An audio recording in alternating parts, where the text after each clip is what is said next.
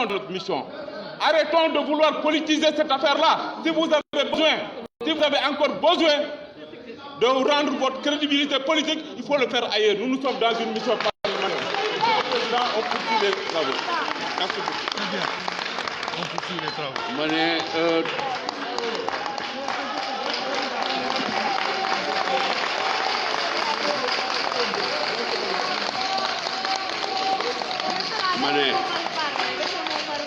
ma ne li yoon tëral moo di bu président commission bi waxee ba pare ñu jox kàddu gi rapporteur commission bi pour juróomi minute maa ngi laaj Bounama Sall mu ñëw wax fii juróomi minute ni ko yoon wi mayee.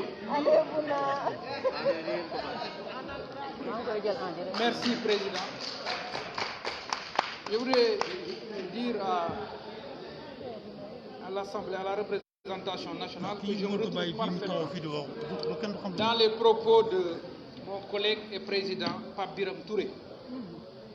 Cependant, je voudrais préciser que notre collègue a voulu nous faire une leçon de morale. Et je pense que la chose à retenir dans ces entreprises, c'est que, en tout cas en morale, c'est plus les actes que les discours. Et Sénégalais yi ñuy seetaan ñëpp jàpp nañ ni dañu toog ak suñu ay nawle ñu woo ñu dénk ñu loo xam ne dafa intéressé un Sénégalais ak une Sénégalaise pour ñu leeral mbir mi jëm ci luñ ko jiiñ donc nag ñun ay nawle la ñun ñëpp te seen rakk la jàppoon naa ne li ngeen di wax dina méngoo li xew ndax xam naa yàlla xam na ñu fekkee xam na nu mu demee li nga xam ne nag moo am solo mooy nañu nawlante askan wi ñuy déglu ndax suñu paree ci lii dañuy gisante waat ñun ñëpp te li nga xam ne moo am solo mooy mat gi ñu doxe dàqu leen ñoo wax gënoo leen ñoo xam télé yi ak rajo yi waaye dañoo xam cër bi ñu askanu Sénégal jox ak assemblée nationale ban ñu yónnee ñu ne li ñuy tontoo Sénégal yi mooy liggéey bi ba mat ñu door a wax ak ñoom te li ngeen di wax nag bu fekkee dëgg la ci yéen ci kanam rawali bët. Pour conclure en tout cas, Monsieur le Président, que ñii dal leen a yónni ñu fiir seen ay responsabilité tey ñuy ñëw pour essayer de nous justifier qui s'excuse ou qui s'explique s'accuse. En tout cas, Monsieur le Président, je termine pour demander la poursuite de nos travaux. Voilà.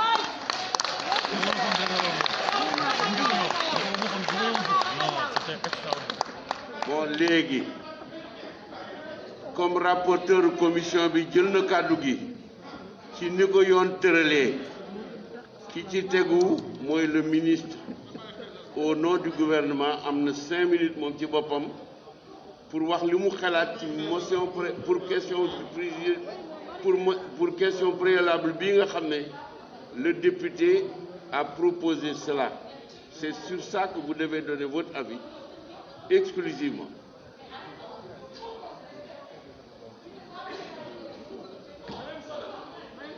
waaw nañu ànd ak dal rek nañu ànd ak dal rek nañu ànd ak dal rek nañu ànd ak dal rek.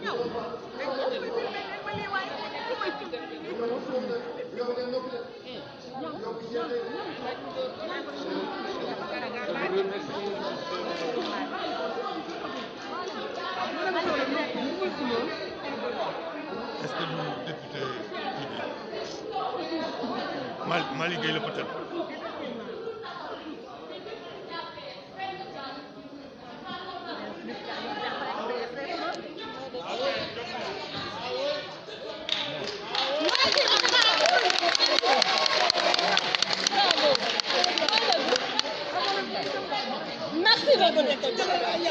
Merci, Marème Sall.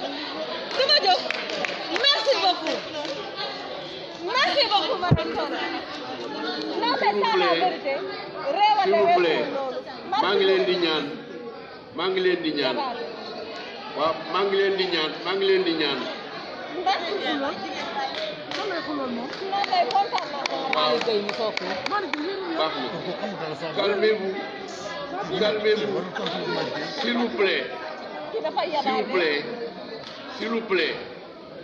s'il vous plaît maa ngi leen di ñaan may leen ñu déglu ministre garde des Sceaux ministre de la justice ndax moo yore kàddu gi monsieur le ministre allez-y. Je vous remercie, monsieur le président de l'Assemblée nationale. Honorable député, je pense que j'aurais pu m'abstenir de parler. Nous avons effectivement constaté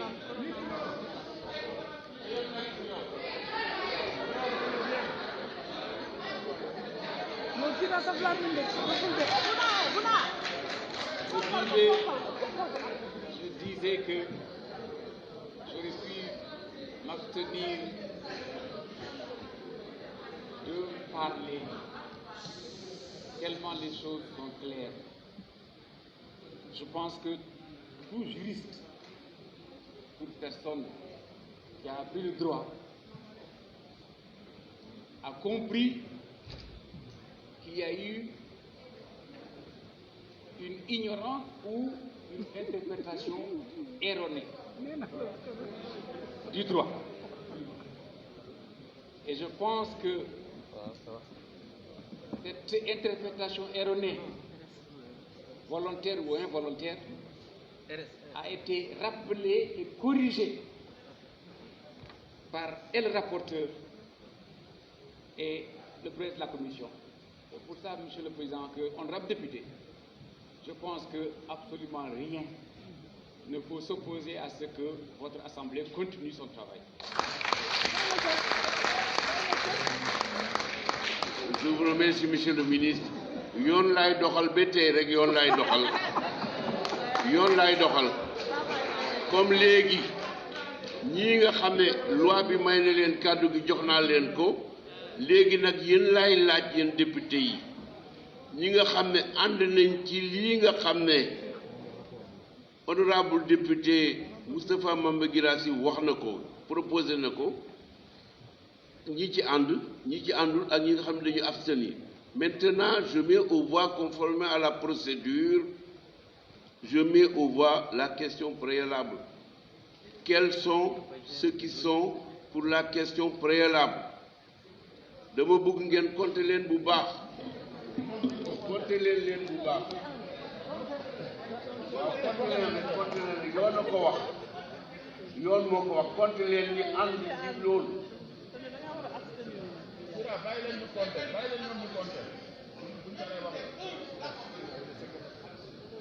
mais na leen bàyyi ñoom ñu compter. ñaar fukk ak benn 21 ñaan ñoo ci àndul waaw compter leen dama ko ngeen compter leen benn par benn bi yëpp leer waaw compter leen benn par benn bi yëpp leer.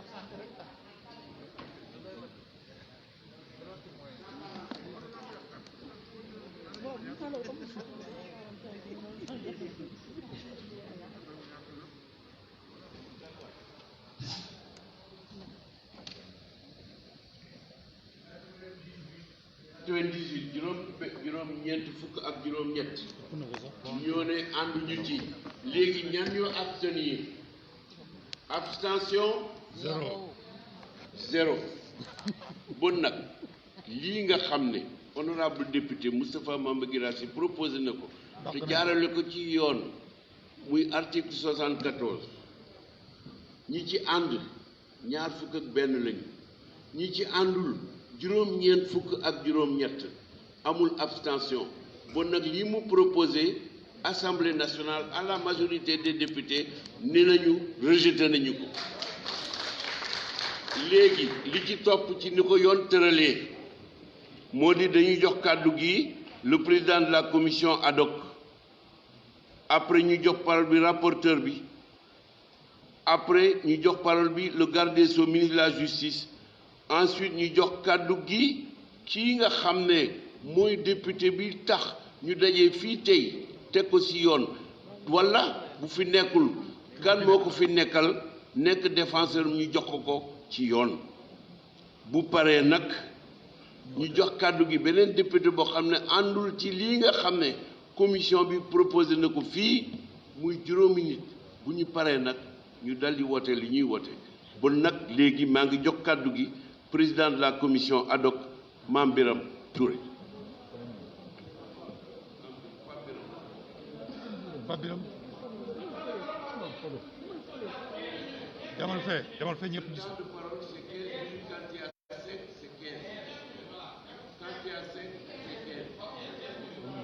Après 15 minutes ko mën a wax. 15 la mais ku mu nekk nga wax 5 wala 10 maximum bi 15 la.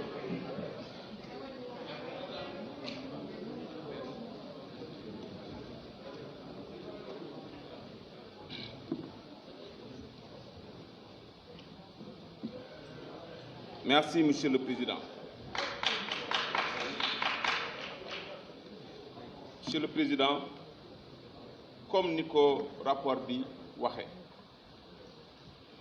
bi nga xamee ne Assemblée nationale jël na matuwaay yépp ba mettre en place commission ad hoc bi ci ni ko règlement intérieur waxee commission ad hoc bi liggéey na te liggéeyam yépp daf ko wékk ci li nga xam ne mooy règlement intérieur te li ñu waroon sasoo commission ad hoc mooy ñu xam ne suñu liggéey ci règlement intérieur bi lañ ko war a teg beneen bi mooy dañu saisir ci benn affaire boo xam ne duñ ci ñu ñooy atte du ñun ñooy juge du ñun ñooy dogal dañu laaj rek nañ saytu lever immunité parlementaire u benn collègue loolu nag monsieur le président commission bi def na kantalaayu kattan pour rester ci cadre mission boobu malgré les multiples tentatives de divertir la commission ndaxte dégg ngeen ko dem nañ ci presse bi lu bëri bëgg commission bi juger bëgg commission bi entendre koo xam ne waru ko entendre bëgg commission bi def leneen lu dul mission am mais monsieur le président la commission est restée sereine concentrée ci li nga xam ne moom mooy mission am monsieur le président les documents mis à la disposition de la commission ont été consultés par l'ensemble des membres dans mon bureau. Et jusqu'ici, aucun membre ne s'est plaint de ne pas pouvoir avoir accès aux documents qui ont été mis à la place, à disposition de la commission.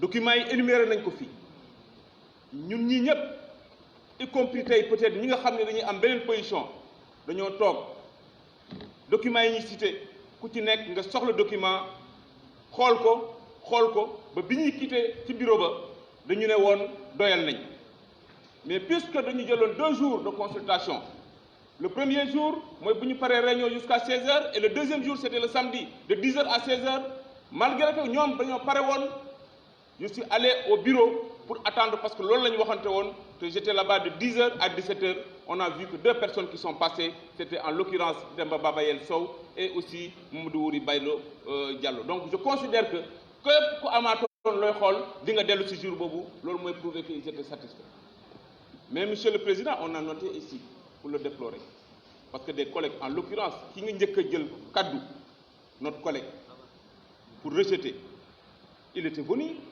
pour faire une confrontation des documents à sa possession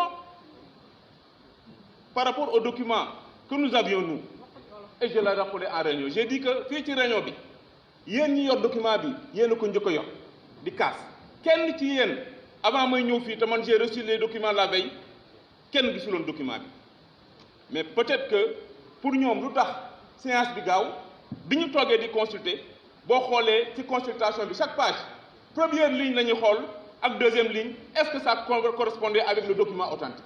Et ça, nous l'avons déploré. Et monsieur le Président, moi je pense que des documents d'enquête, yi nga xam ne dañ ko war a tenir secret, et même su fekkee ne keneen mu ngi koy def, ñun parlementaires qui votons les lois, nous ne devons pas participer à la violation de cette loi. Et je pense qu'on doit prendre des dispositions parce que c'est des documents confidentiels. Personne ne doit avoir accès, à plus forte raison de les trimballer partout. Et d'ailleurs, ils étaient venus en réunion. À la première réunion, bien que nous avons divulgué les documents, ils avaient la photocopie de ces documents-là. Donc, peut-être que nous avons des documents, nous avons des documents. Premièrement. Benen, Monsieur le Président, j'ai été surpris et déçu quand j'ai entendu des collègues aller dire dans la presse que, bien en réunion, ils ont envoyé le courrier. Ils ont envoyé le courrier. Et alors que nous savons pertinemment que le courrier est allé après. Je pense que c'est de la mauvaise foi. Benen bi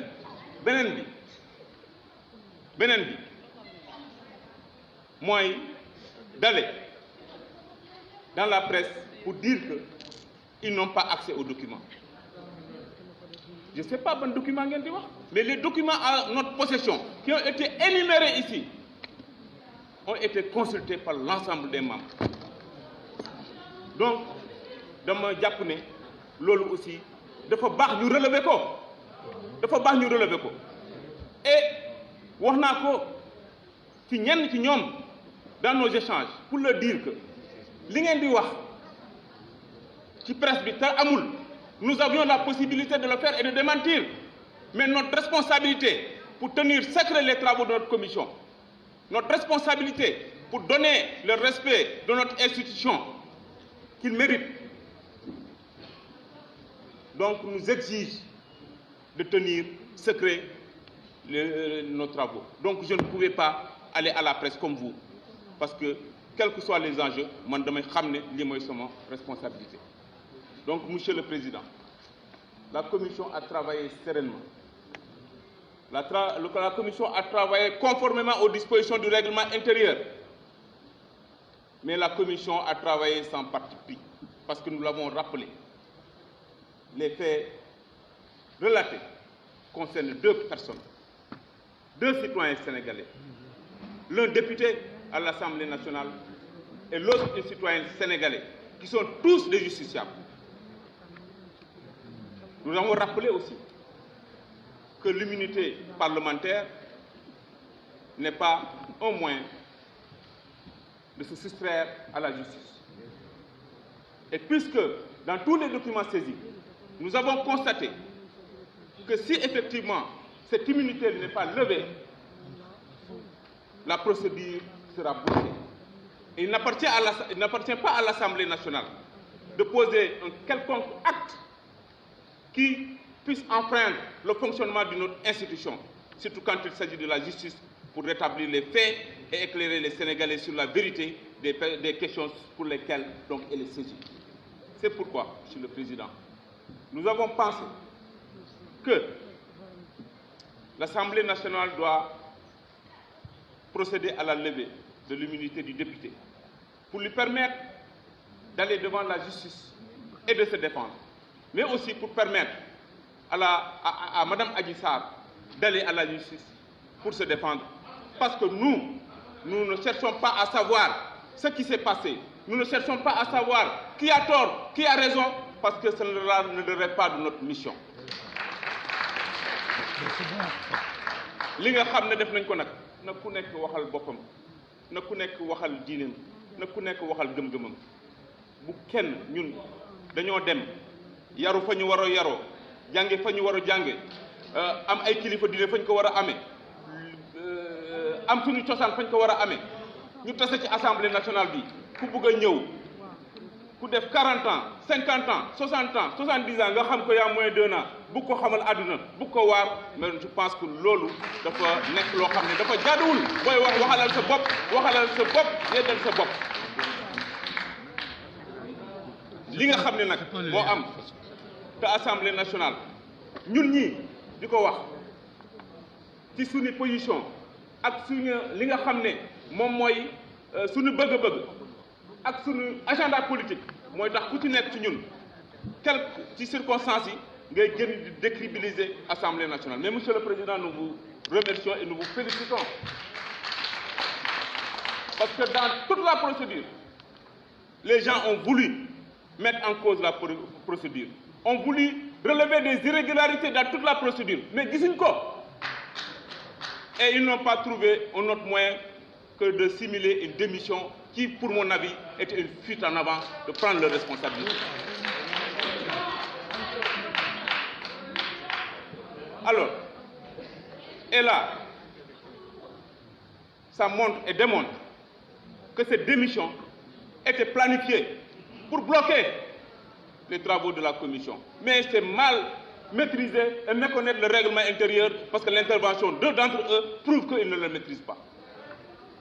Parce que cela n'empêchait nullement à la procédure de continuer. On évoque qu'un démissionnaire doit être remplacé avant que la commission ne fonctionne. Est-ce que si aujourd'hui un député ou deux députés ou 10 députés démissionnent de l'Assemblée nationale, cela pourrait empêcher que l'Assemblée nationale délibère? Non. Une instance de délibération, même un conseil municipal, une autre instance quand même, est régie par des textes, est régie par des règlements intérieurs pour leur fonctionnement. Si quelqu'un démissionne, cela va dire qu'effectivement, qu'il doit être remplacé, qu'avant son remplacement, que l'institution fonctionne. Non, ce n'est pas la réalité. Donc nous avons continué la procédure parce que nous avons estimé qu'il y a parmi nous des gens qui voulaient traîner ou faire traîner ce travail, qui voulaient salir ce travail et nous n'avons pas accepté. Monsieur le Président, sur ces mots, je vais remercier l'ensemble des membres de la commission qui ont accepté de jouer pleinement leurs responsabilités. Et même y compris notre collègue de l'opposition, le président du groupe parlementaire libéral, qui n'avait pas le même point de vue que nous, mais qui a préféré de façon responsable de rester et de l'exprimer. C'est ça aussi la démocratie. C'est ça la démocratie. C'est ça la démocratie. Il n'était pas d'accord, il est là. Il s'est opposé. Il dit qu'il n'est pas d'accord. Il a donné ses raisons. Nous l'avons accepté et nous l'avons relaté dans le rapport. Mais aussi, c'est compris. Et nous saluons cela parce que tout simplement, nous n'étions pas là pour notre parti. Nous n'étions pas là pour notre organisation politique. Nous n'étions pas là pour une quelconque raison autre que notre mission parlementaire et qui est guidée et qui est édictée par le règlement intérieur. Monsieur le Président, encore une fois, vous avons expliqué compte du règlement intérieur que vous avez toujours fait appel pour faire fonctionner cette institution. Monsieur le Président, je vous remercie. Et sur ce propos, donc, je vous remercie. Merci, honorable Président. Légui ni ko yoon tëralee léegi kaddu gi rapporteur commission bi moom lañ koy jox notre collègue Bounama Sall. Merci, Monsieur le Président. Chers collègues, dama bëggoon ñu wax rek ne comme ni ko suma président Pape Birame waxee ñun ñi ñëpp ku nekk bi ngay jugee sa kër amul kenn ci ñun ku defal kenn dara pour ñu nekk fi député. Chacun vient de quelque part, a fait son cursus et ses preuves au point de bénéficier de la confiance des Sénégalais pour être aujourd'hui député. su fekkee moral nag ak diine ñun ñi ñëpp ku nekk xam na li nga soxla ci diine ak ci moral foo koy jëlee ci ba tax na nag suñu digganteeg yàlla pour reprendre la belle formule de mon grand frère l'honorable député Demba Babel suñu digganteeg yàlla xajaluñ ci kenn ndax xam nañ ne bu ñuy dajanteeg suñu borom ñu nag moom képp. Donc pour vous dire que il faudrait que ñu dépassionner débat pour sénégalais yi ñuy déglu xam ku nekk lan la def ci mbir mi pour mu mën a moom tirer ay propres conclusions ol tubaab bi de dafa am lu mu wax mu ne dura lex lex sed la loi elle est dure mais elle reste la loi ñun nag suñu ay responsabilité de parlementaires qui légifèrent nous dictent une certaine conduite quand la justice fait appel à nous pour mettre en pratique ces lois que nous avions nous-mêmes votées ñun ñoo wote loi jox juge booba dem ci dans la gestion de notre société ci ay yenn comportement yoo xam ne suñu askan bugg ko suñu diine bugg ko suñu cosaan bugg ko mu ne damaa jàmmalante ak benn problème boo xam ne yéen ñi voté woon loi yi wala ñi leen jiite woon te ñun ñu war koo hériter au nom du principe de la continuité de l'État mu ne soxla naa disposition yooyu pour continuer liggéey si on est cohérent avec nous-mêmes nous devons si les motifs qui ont sous-tendu la pertinence de ces lois que nous avions votées devraient nous amener à donner quitus à la justice de faire son travail sur cette question ñun loolu rek la ñu def ñun couvre-feu ba bi may am ñun ñu ci bëri ñu ngi woon seen kër tëdd fekkeewuñu demuñu gisuñu comme sénégalais yi biñ ko njëkkee dégg dañ cee maandu toog pour revenir un peu ci mission bi nga xam ne moom la ñu jox ñun de jàppoon nañ ne buñ ñu joxee mission ñun ñëpp dañuy détaché wu ci suñuy appartenance ak suñuy conviction waaye bi mu déparé nga gis ne am na ñenn député yoo xam ne qui se réclament du peuple ont été partials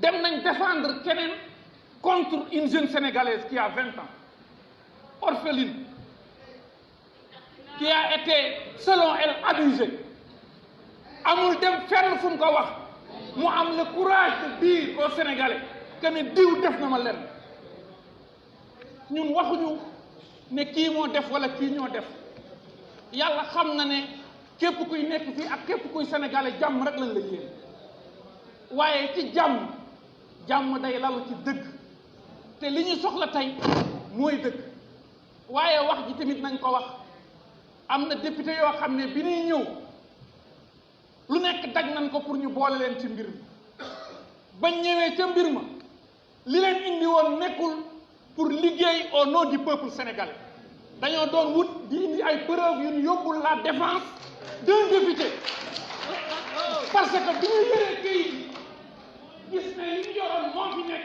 lañ génn dem loolu mooy dëgg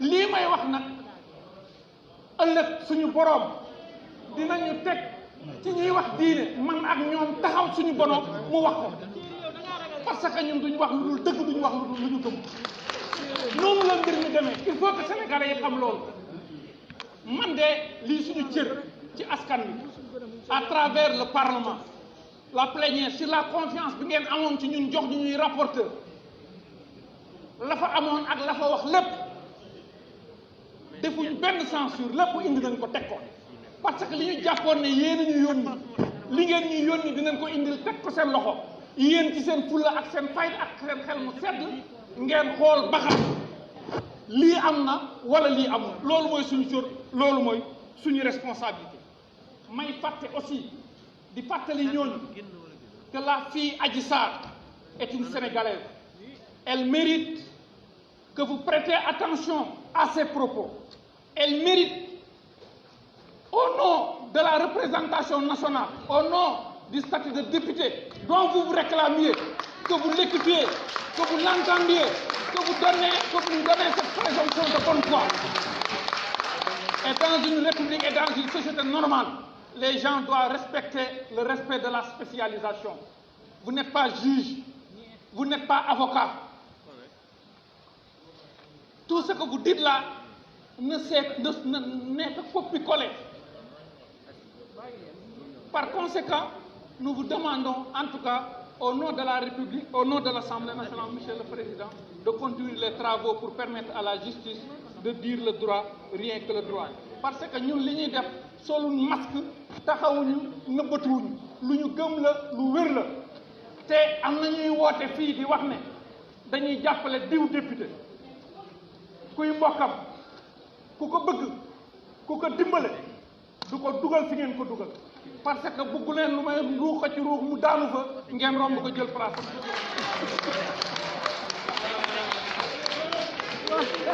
Je vous remercie.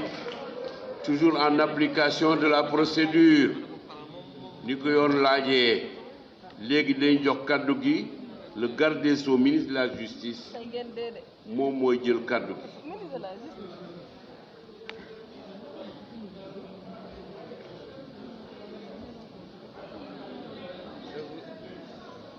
Je vous remercie encore, Monsieur le Président. Honorable député, je dois, à l'entame de mon propos, saluer la hauteur, la profondeur des discours, des débats qui ont cours dans au sein de votre auguste Assemblée aujourd'hui. Que ce soit le président de la commission ad hoc, que ce soit le rapporteur, je pense qu'ils ont fait preuve d'une maîtrise du droit parfaite. Et je tenais à féliciter. Je félicite ceux qui sont à féliciter.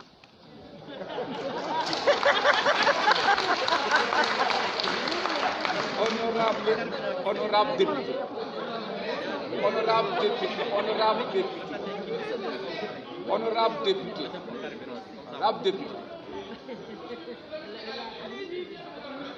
honorable député, ce que je voudrais, après avoir exprimé ma satisfaction, est de porter à votre connaissance une certaine vérité. Ceux qui veulent croire, croiront. Ceux qui ne veulent pas croire, tant pis pour eux. Ce qui est certain, honorable député, et ça, j'ai tenu à ce que vous le sachiez, c'est que cette affaire, c'est moi, à titre personnel, en tant que garde des Sceaux, qui ai informé le chef de l'État. C'est moi qui l'ai informé. Et comment? Nous étions en conseil de ministres.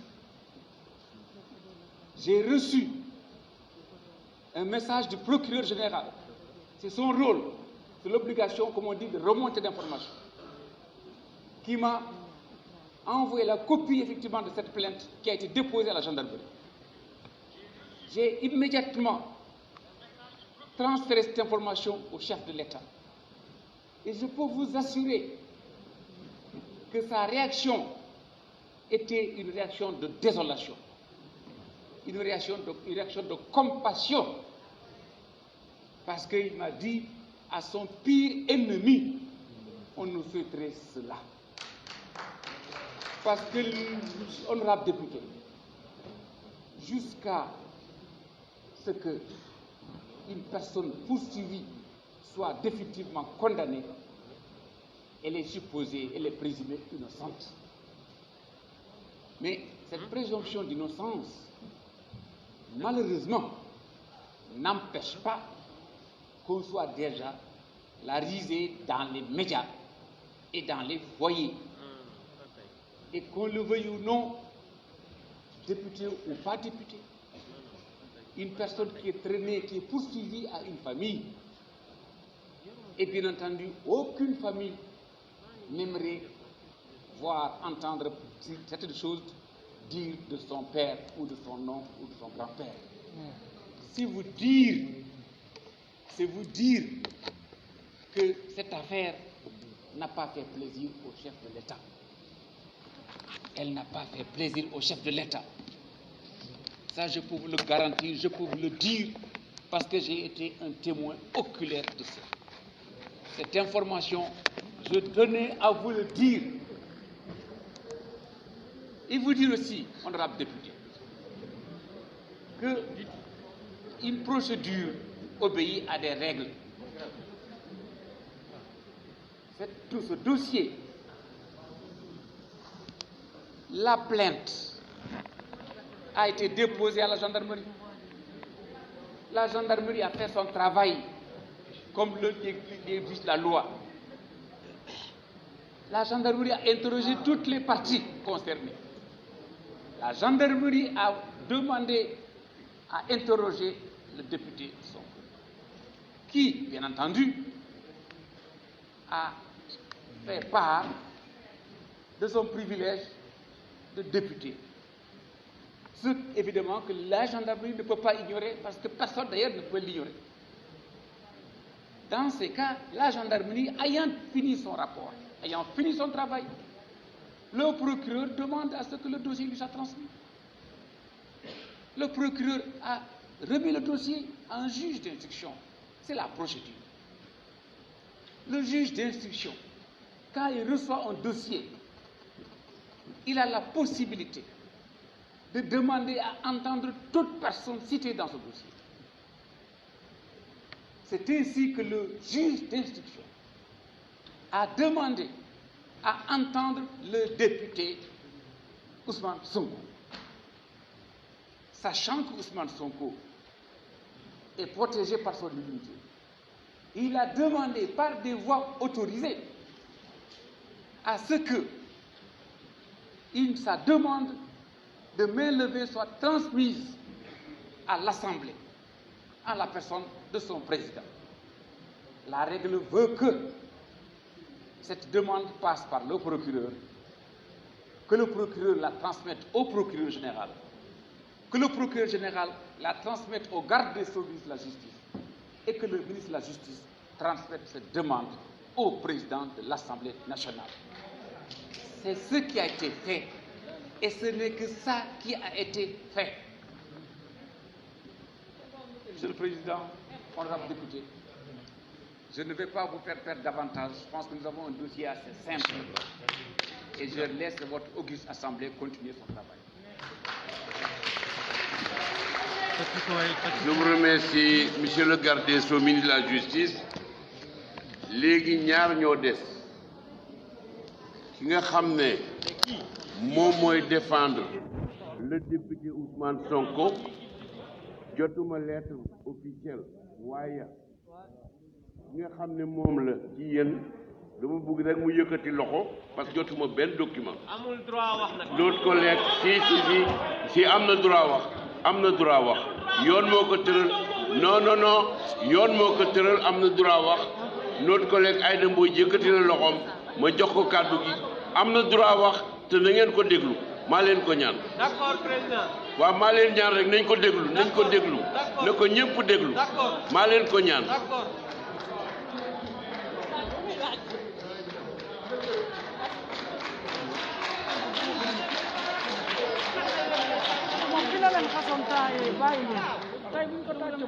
Monsieur le Président,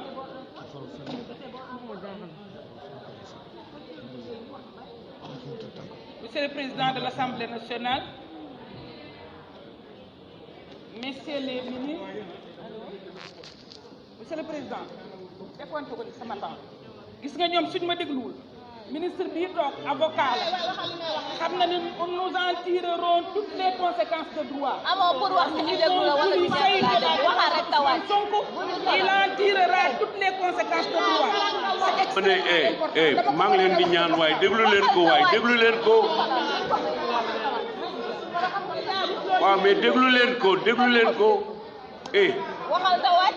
pardon arrêtez l'appareil pour le comptage ma ne arrêtez l'appareil bi pour le comptage du temps gis ngeen li ñu dajale fii tey nañ ko def na mu waree moom am na droit jël kàddu bi yoon moo ko tëral waay calmez-vous maa leen ko ñaan ngir yàlla bu jeexalee ñu jox beneen député mu jeex après ñu wote waay il faut pas qu'on perde du temps bàyyi leen ko mu wax li muy wax reprenez la parole remettez la machine en marche. Monsieur le Président de l'Assemblée nationale, Messieurs les ministres, Mesdames, Messieurs les collaborateurs du ministre, chers collègues. Durant mon parcours en tant que parlementaire, j'ai rarement vécu une séance aussi grave et aussi pénible que celle de ce matin. N'importe quoi. Ne nous voilons pas la face, chers collègues. Mais il faut arrêter, ouais. Ne nous cachons pas non plus derrière notre petit doigt. Notre auguste assemblée, et je suis très peiné de le dire, N'importe quoi. vit aujourd'hui une des périodes les plus sombres de son histoire. Vraiment. Le fait de voir cette assemblée se transformer en rouleau compresseur contre notre cher collègue Ousmane Sonko, dont on exige la levée de l'immunité, me fend le cœur. Non pas parce qu'il serait un intouchable, non pas parce que nous ne devrions pas collaborer avec la justice pour éclore la vérité Madame, vous êtes dans le la fait qui comédie. nous concerne, mais parce que non seulement nous ne disposons pas à ce jour d'éléments suffisants pour lever son immunité. Et pire, la procédure de saisine de notre institution s'est faite en violation flagrante de l'article 71 du Code de procédure pénale. En effet, l'article 71 stipule clairement que la saisine de l'Assemblée aux fins de lever l'immunité parlementaire d'un député se base sur le réquisitoire introductif du procureur de la République. Or, dans le cas qui nous concerne, ce réquisitoire ne vise aucunement notre collègue Ousmane Sonko, mais plutôt X. C'est dire, chers collègues, que nous n'avons en réalité aucune base légale pour lever son immunité. Outre cette violation de l'article 71 par le juge d'instruction qui ne se base que sur les PV de gendarmerie pour sa saisine, la précipitation avec laquelle il requiert la levée de l'immunité parlementaire de notre collègue est très suspecte. La logique voudrait en effet qu'il attende au moins l'audition de la plaignante, en l'occurrence Adji Sarr, avoir des éléments supplémentaires de nature à mieux asseoir sa demande. Or, l'audition de la principale concernée n'a eu lieu qu'hier seulement. Donc, bien après la demande de levée de l'immunité parlementaire de notre collègue. Chers collègues, l'on nous demande donc de poser un acte aussi grave et aussi lourd de conséquences à l'encontre d'un collègue, sans nous donner suffisamment d'éléments pour le justifier. Vous conviendrez avec moi, chers collègues, qu'il n'y a pas pire injustice, rappelons-nous. Donc, comme disait Montesquieu, qu'une injustice faite à un seul est une menace faite à tous. Par conséquent, je vous invite, chers collègues, à bien mesurer l'acte que nous avons à poser aujourd'hui. L'actuel exécutif bat malheureusement le record de levée d'immunité parlementaire. Et nous avons été amenés à plusieurs fois à agir dans ce sens sans que cela n'ait permis de connaître la vérité sur les faits pour lesquels les collègues concernés étaient impliqués. Et en était ainsi. Omar Sarr et Abdoulaye Baldé n'ont pris aucune suite judiciaire et ont même été enterrés après qu'ils ont et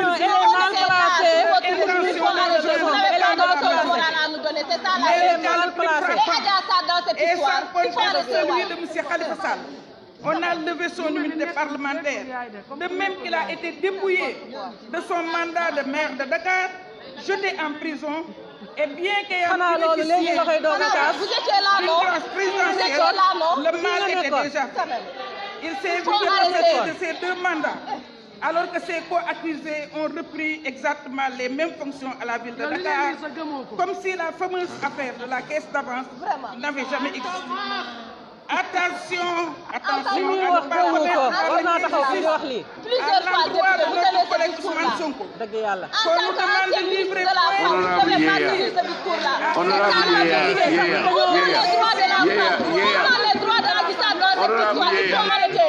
Vous êtes ancienne ministre de la femme, non? Quand même. Un peu de sérieux dans ce que vous faites.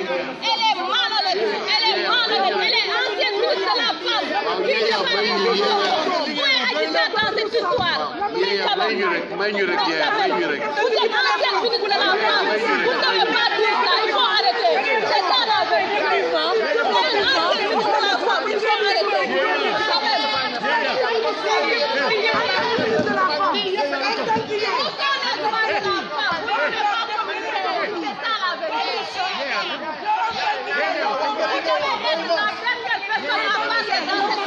Vous devez être la dernière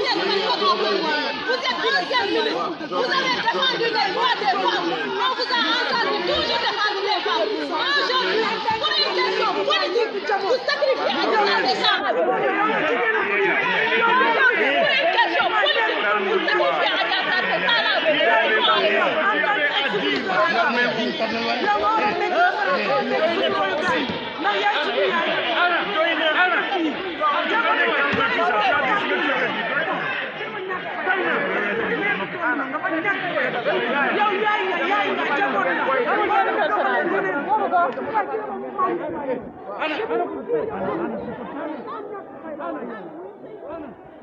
Ana doy na bàyyi ko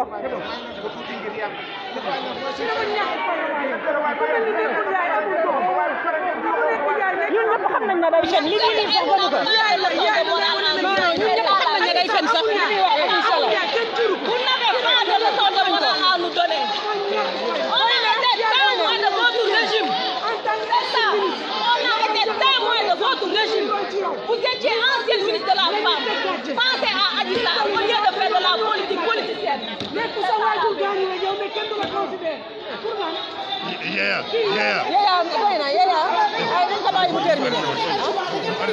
C'est ça Yaya doy na. du yaa ñuy dégluloo du yow yaa ñuy dégluloo taxaw fii di duul rek du yow yaa ñuy dégluloo. parce que su ngeen ma dégloo kan moo lay ragal moo lan la ñuy ragal ci yow nga xam ne tekkiwoo dara lu ñuy ragal ci yow. nous devons refuser, chers collègues, que notre commission fii lu ñuy ragal ci moom duul rek lay def duul dong lay def dafa mën a fen waay fen rek lay def. aussi de banaliser la levée de l'immunité wala ñuy déglu ci kii nga xam ne façon bu ne def na ko raam na fëgg na buntu Macky Sall lu ne def na ko pour mu jël ko faalewu ko mu daanu see fii kii am na leçon de morale bu muy jox kenn.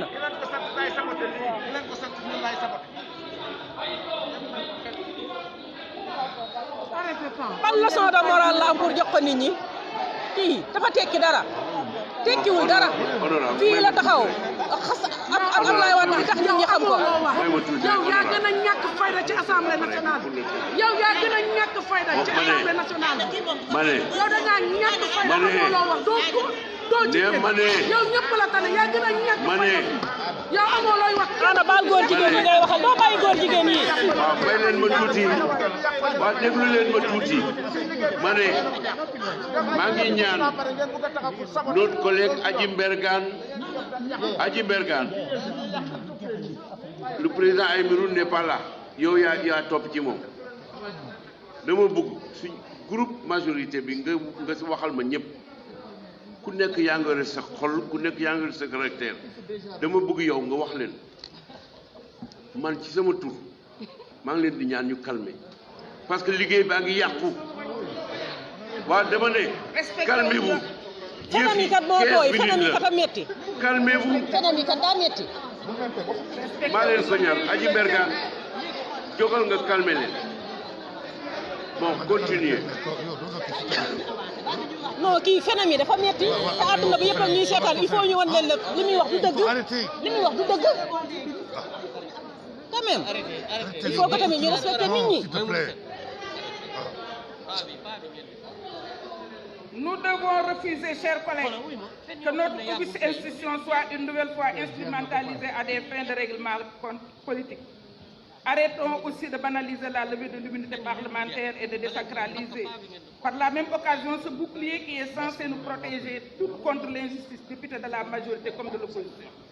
Pour l'histoire, nous devons donc rejeter cette demande et éviter que notre Assemblée ne serve de faire valoir à une entreprise de liquidation. Monsieur le Président, je ne peux m'empêcher de vous interpeller directement et personnellement, car je constate pour le déplorer que votre parcours d'homme d'État, votre longue expérience et votre sagesse ne vous est pas amené à exiger que la saisine de notre institution se fasse dans le respect de toutes les dispositions prévues en matière de levée d'immunité parlementaire. Je me désole que vous ayez fait à cette exigence qui nous aurait évité de devoir lever l'immunité de notre collègue Ousmane Sonko sur des bases aussi légères. Chers collègues, je vous exhorte alors qu'il est encore temps à mesurer pleinement le sens de l'acte que vous aurez à poser aujourd'hui et qui pourrait sauvegarder pour remettre en cause à jamais la dignité de notre Assemblée. Alors, pour l'histoire, pour la dignité de cette institution, pour la sacralité de notre immunité parlementaire, en tant que député, je vous invite à voter non. Monsieur le Président, maa ngi lay nuyu di nuyu ministre yi di wax ne affaire bi nga xam ne dañ ci tudd suñu collègue Ousmane Sonko ba tax ñuy lever immunité parlementaire dafa nekkoon affaire privée ba mu mujj nekk affaire d'État. Jërëjëf monsieur le ministre parce que leeral nga ñu waaye damaa xam ne xaw ma ban conseil des ministres nga yëgal président waaye le 9 mardi la donc du woon jour conseil te diggante lii laay wax balaa bëccëg Aniya nañ ko bàyyi mu wax d'instruction bi Aniya bàyyi ko bi mu jotee réquisitoire Aniya bàyyi ko nañ ko xool Pañas nañ ko rus transmettre na yëfi ci procureur général mu transmettre la ko nga transmettre ko président kon nag loolu man gis naa ni fast track monsieur le ministre ñun dañ taxaw fii gërëm la ci loi boo xam ni non seulement dañ ko soxla woon waaye dafa jóge woon bitim réew convention internationale muy protocole yi nga xam ne moom lañ defoon te gouvernement bu nekk liggéey ci 98 la convention pour toute élimination toute élimination des discriminations des femmes ci lañ ko voté Abdoulaye Wade ñëw en 2000 voté protocole optionnel bi nga xam ne jigéen bu ñu def naka sudul noonu mën nga dem directement Nations Unies ñu ratifié fii à l'Assemblée fii nga toog la sa collègue Cheikh Tidiane Gadio toog ñu ratifié le protocole de Maputo mu am des engagements des pays boo xam ne daf ne dañu protéger les filles protéger les femmes yàlla dogal ñu ñëw nga indi loi bi may intervenir loolu laa la wax dama la gërëm ba pare ne la loi bi dañ ko soxla woon soxla giñ ko soxla tax na duñu nangu ñu politique loi bi duñu nangu ñu foye loi bi duñu nangu ñi nga xam ne dëgg ca dëgg dañ leen a violé menacé leen duñu nangu ñooñu ñu bañ leen cee protéger kon dama lay xamal ni la boo gisee yow mii placé nga monsieur le ministre pour xam ne am na ay femmes yoo xam ne da ngay liggéeyandoo ak ñoom femmes yooyu waxtu wu ñu violé nit dañuy jóg taxaw waaye boo gisee bi yoon taxawuñu dañoo bëggul ku utiliser loi bi à des fins politiques dañoo bëggul ku utiliser loi bi pour def politique gis nañu ay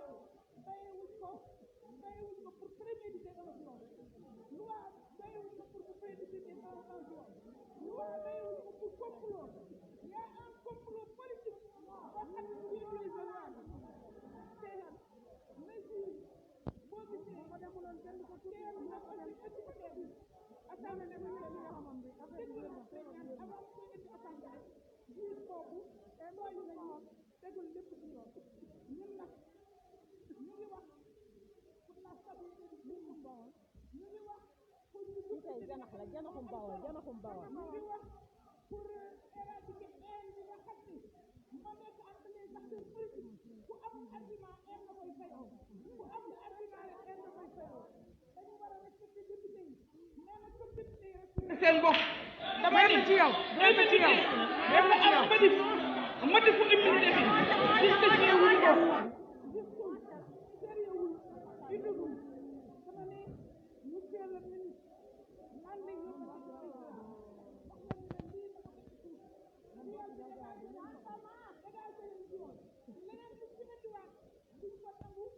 complot politique la c'est un adversaire qui su fekkoon ne la cause était juste maa koy jëkk a def si la cause était juste maa koy jëkk a def mais la cause n'est pas juste c'est un complot politique c'est un complot politique comme moo tax ngeen di activé wu ngeen ko sigil pour sauver waa ji yéen a ngi dugal président yéen a ngi dugal président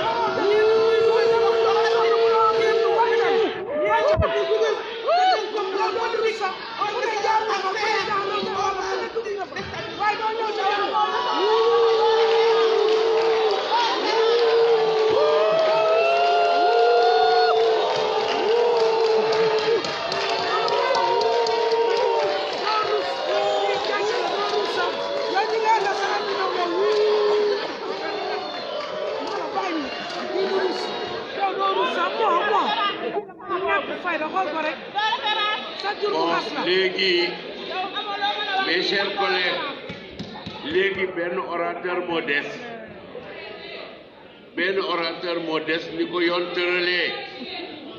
ni ko yoon tëralee benn orateur moo des léegi il reste à donner la parole à un député contre.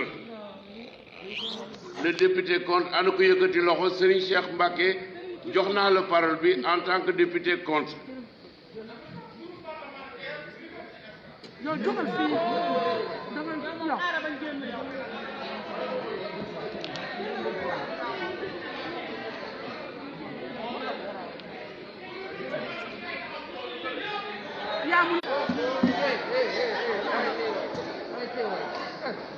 waaw chers collègues may leen orateur bi maa ngi leen di ñaan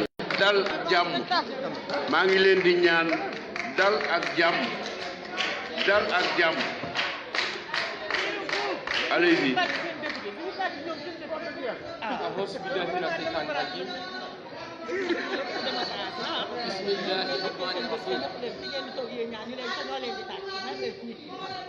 ربي اشرح لي صدري أعوذ بالله من الشيطان الرجيم بسم الله الرحمن الرحيم ربي اشرح لي صدري ويسر لي أمري واحلل عقدة من لساني يفقهوا قولي السلام عليكم monsieur le président maa ngi lay nuyu di nuyu sama collègue député yi di leen nuyu yéen ministre tey bis la boo xam ne mu ngi daje ak bis bu rëy muy bisu aj nun ñi nekk ci salle bi li ëpp ci nun 95% yi wala lu ko ëpp ay jullit kon tey ñun ñu nekk catholique gëm jël suñu nañu bopp lu rëy ñun ñu nekk 5% gëm suñu bopp jox ñu ko lu rëy loolu ñu ñu jox rëyu waayam dafa rëy rëy ba àgg foo xam ne ab jullit di ca témoin da caa jafe ndax suñu borom dafa wax ne wallazina yarmu ci sóoratu Nuur aaya 4 dafa wax ne wallazina yarmuuna muhsanaati summa lam ya'tu bi arba'ati shuhadaa fajliduuhum 80 jaldatan wala taqbalu lahum shahadatan abadan ulaa'ika humul faasiquun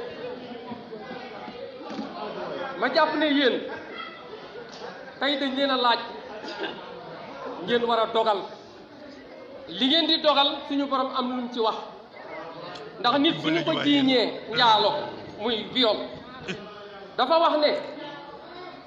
wax ne ñeenti nit yoo xam ne kenn ku ci nekk day nekk ab jullit bu wér nekk góor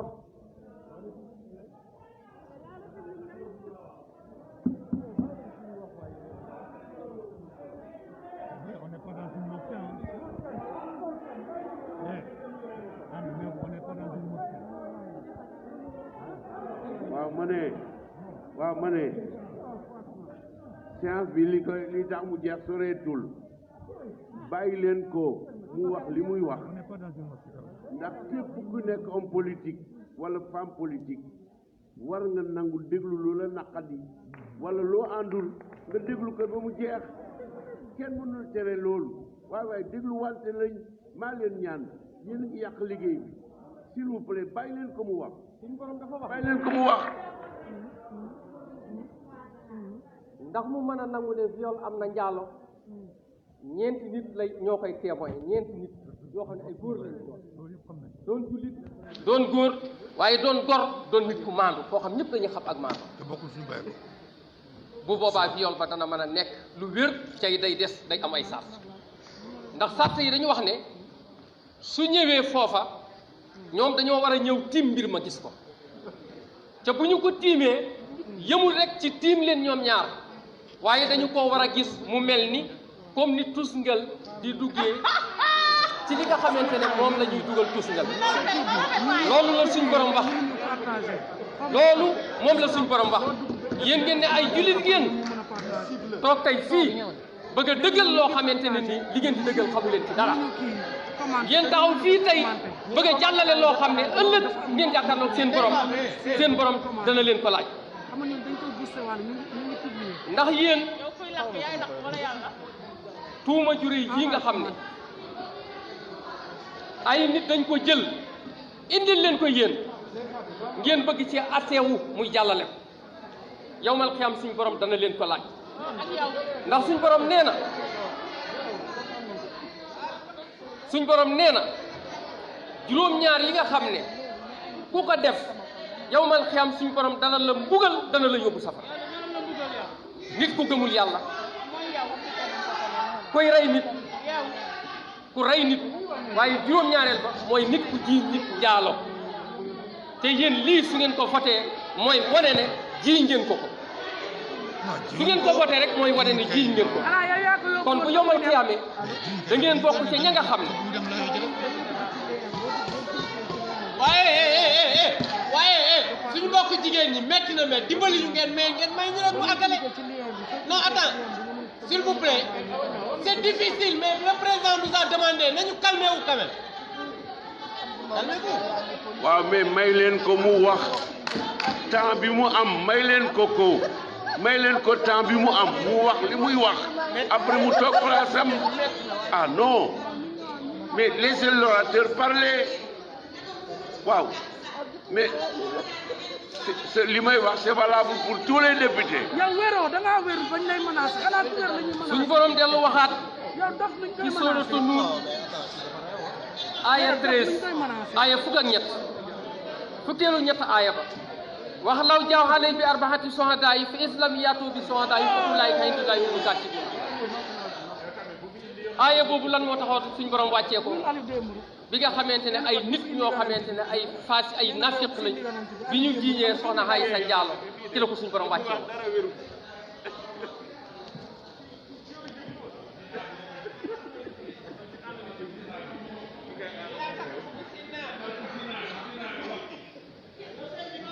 suñ borom dellu waxaat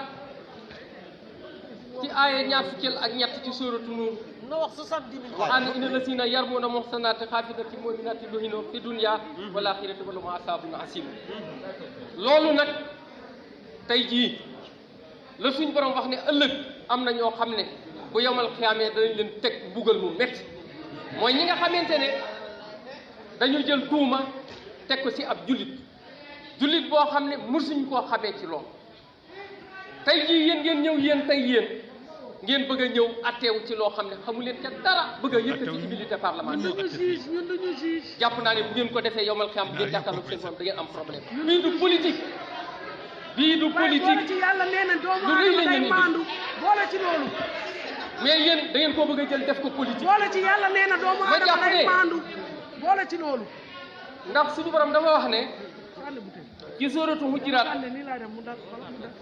ci aaya juróom-benneel ba dafa wax ne yaa ayyuhal lazina amanu in jaakum faasiqun bi naba'in fatabayyanu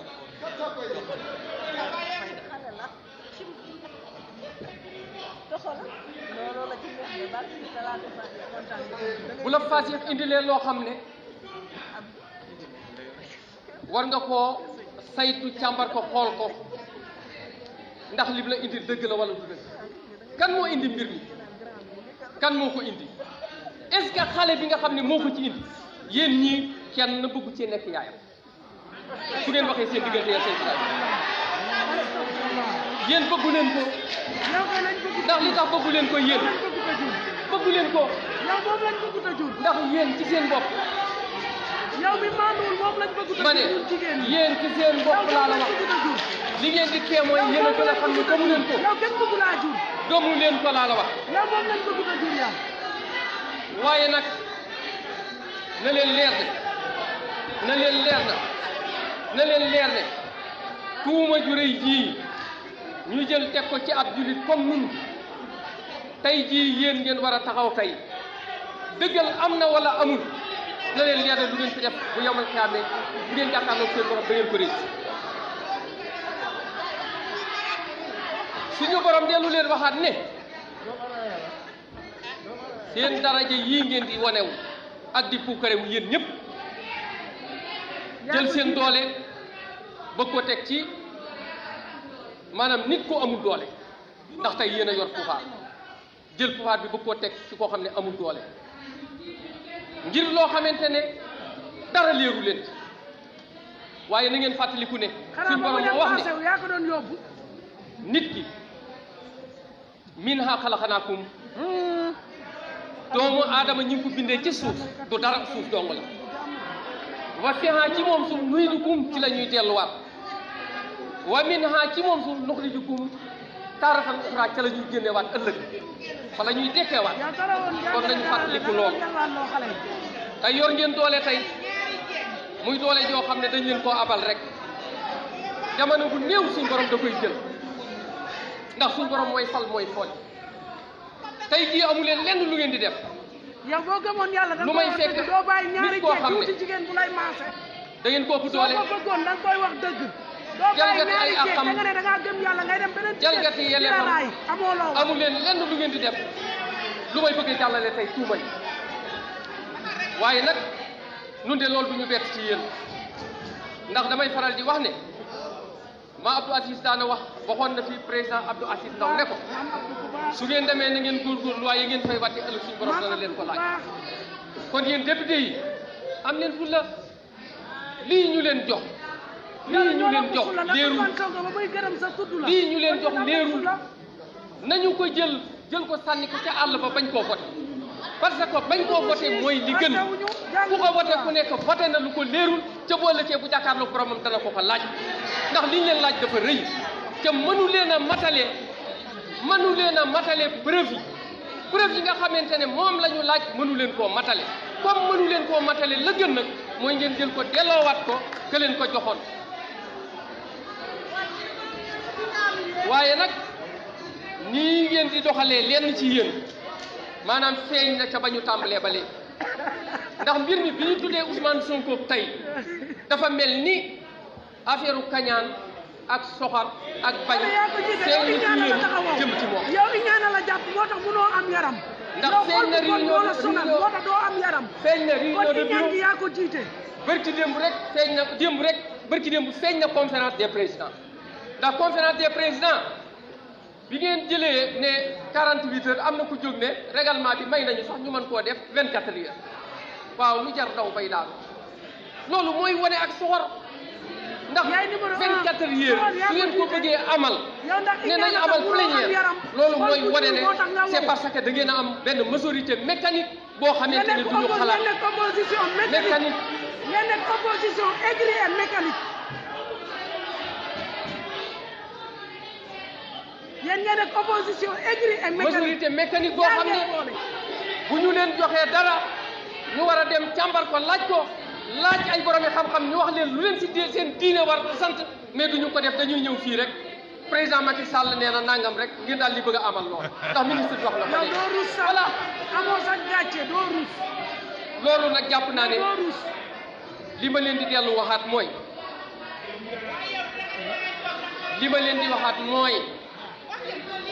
xool leen bu baax li ngeen koy def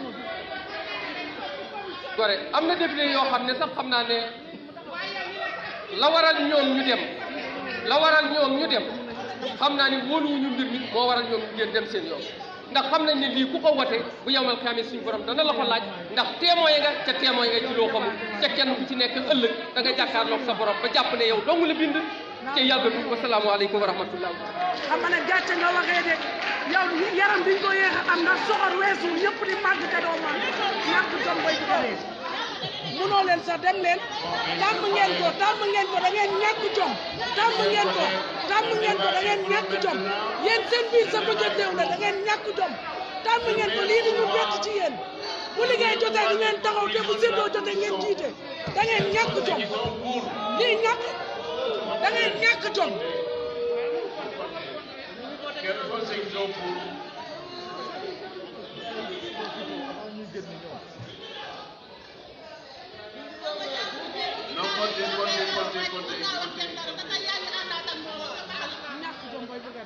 gis ngeen opposition baa ngi nii di génn ñoo ngi voté mais ñoo ngi nii di génn bu ko defee suñu génnee di jaxase nit ñi ak askan bi naan dañoo boycotté te assisté nañ ci travaux yi ba mu jeex ba mu des vote.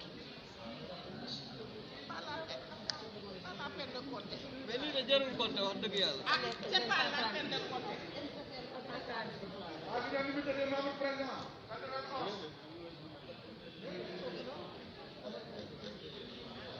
ñoo ngi nii ñee fi nekk di liggéeyal askan bi ñoo ngi nii ñun ñooy liggéeyal askan bi ba ñu ñëwee ruube ba sonn kenn faale wu leen daw nañu dem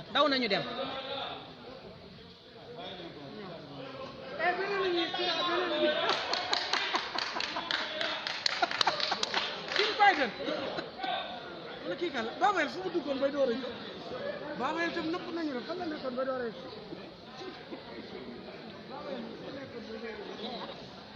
Bon, il y a 98 voix pour. Je pose la question, c'est normal. Quels sont ceux qui sont contre? daw nañu dem nañu Quels sont ceux qui sont contre? dem nañu. Oui, il faut compter, il y a une voix contre. Il y a une voix contre, c'est notre collègue, c'est son droit.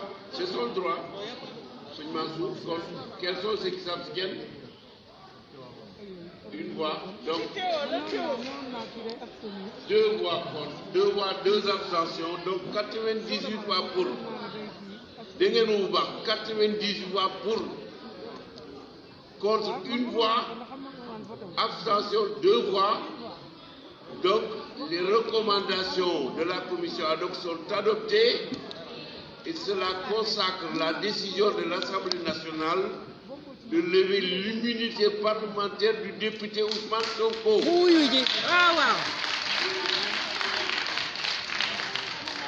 Maintenant, ainsi l'ordre du jour est épuisé et je propose à l'Assemblée de lever la séance et de laisser à la conférence des présidents le soin de fixer l'ordre du jour et le calendrier de nos prochains travaux. S'il n'y a pas d'observation, il en est ainsi décidé et la séance est levée.